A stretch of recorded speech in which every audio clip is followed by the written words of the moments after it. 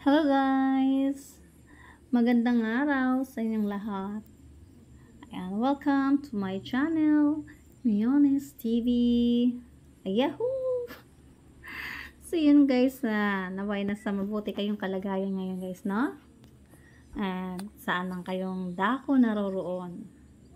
So, lagi tayong mag-iingat sa araw-araw guys, no? Lalo na ngayon sa panahong ito, lagi tayong inuulan na. Laging umuulan dito sa ating bansa. Konting ulan lang, may mga party sa ating bansa, ibang lugar ng ating bansa, konting ulan lang, binabaha na sila. So, nakakaawa sila guys, no? Kaya, kailangan talaga iba yung pag-iingat dahil sa ating panahon. So, yan na guys. Dito naman tayo sa ating bukere, no? Ayan, dito sa aming probinsya, ganyan. Meron din kami sa aming probinsya na mga palayan. Charot. Sana all may mga palayan, no? Yung palayan na yan, guys. Syempre, hindi amin yan. Hindi talaga amin yan, guys. In fairness, lawak ng kanilang palayan. So, yun lang. Nakikita nyo yan guys, lawak-lawak. Kaya dito tayo, papakita ko lang sa inyo. Kasi, ayan, kailangan na nilang kapasin. Dahil hinog na siya, no? Hinog na yung palay. Kailangan na talaga. So, makikita nyo guys, ayan yung may mga tao na naandyan. Ayan sila yung nagbabayanihan, no? Para gapasin na. Sisipag nila dahil sa umulan man at umaraw, andyan pa rin sila. Hindi nila iniinda yung baka magkasakit sila na ganyan, ganito, ganyan. So, kailangan nila ipagpatuloy na maghapas para matapos. Pasasaan ba? Pag natapos na yan, magiging bigas na rin yan at may makakain na napaswerte ng yung mga may-ari na may lupain, na may mga palayan, may nyugan, may malawak na kasagingan, no? Dahil dyan sila kumikita talaga.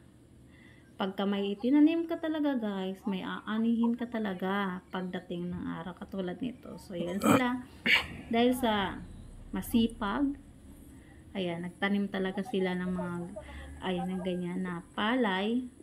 So yun na yan na, ngayon na may inaani na sila, may naaani na, no? So, magiging bigas na rin sa balang araw. At hindi na yun sila magugutom. Paswerte talaga nila, no? Ayan, may naalala ko guys, no, ng mga kabataan namin. Ayan, dyan sa mga palayan na yan. Dyan kami naglalaro kahit maputik. Yan yung, alam mo yung, hindi pa siya tinanim. Hindi pinagtamnan yung na yan, malawak na palayan na ganyan. Diyan kami naglalaro sa kaputikan, nagtatakbuhan. Ay, siya na ang nagtatakbuhan parang magjowa lang. Sige, habol-habol lang. Ayun na nga guys, no? So, nakakatuwa lang sa lugar ng probinsya dahil sa maaliwalas ang paligid, maraming puno, yung alam mo yung sarap manirahan dyan dahil hindi masyadong mainit man, pero masarap kasi may pa rin yung hangin na dumadapo sa yung mga balat, mga balat, ayan, mga dadapo sa yung mga balat, charot, yung lamig ang simoy ng hangin, charot. Na nga guys, makikita nyo dyan, napakaganda talaga ng lugar. Ayan, ayan mga tao na yan, no? Sipag nila talaga, sila na talaga masipag. Ako wala talaga akong dyan. Gusto ko talagang itry yung ganyan. Hindi ko alam paano gapasin yun. Ay nako, ewan ko lang. Ang alam ko lang diyan maglaro at maglaro at maglaro at maglaro lang talaga. Nung kabataan ko maglalaro lang ako.